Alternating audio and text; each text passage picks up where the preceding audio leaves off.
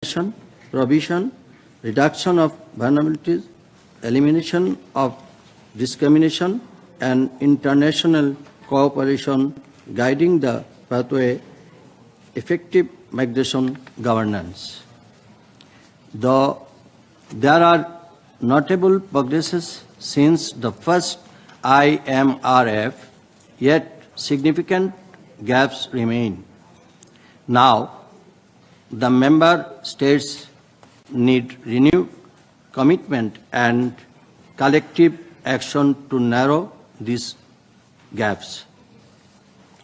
In doing so, we must keep firmly in mind that migrant workers are not disposable labor inputs to be used when needed and set aside when not.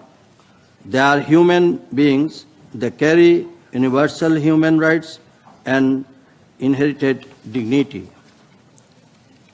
We need innovative approaches in collecting and using accurate and disaggregate migration data and ensuring stronger safeguard for privacy and human rights, enhancing national statistical capacities, improving interoperability across agencies, and promoting internationally comparable standards are vital. Multi-service information hubs, digital platforms, and community-based outreach are essential to ensure access to accurate and timely information across all stages of migration. Coordination among governments, local authorities, and service providers is crucial in delivering consistent and accessible information. Excellency. Vulnerability is often greatest here migrant labor remains less visible.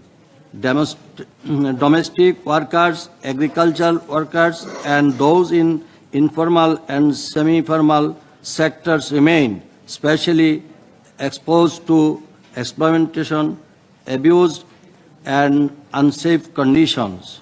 We need a rights-based approach to address and reduce these vulnerabilities. Anti-migration narratives are on the rise, obtained in racism and xenophobia. To combat these menaces, it is important to enhance accountability for hate speech and discrimination, as well as to promote inclusive narratives.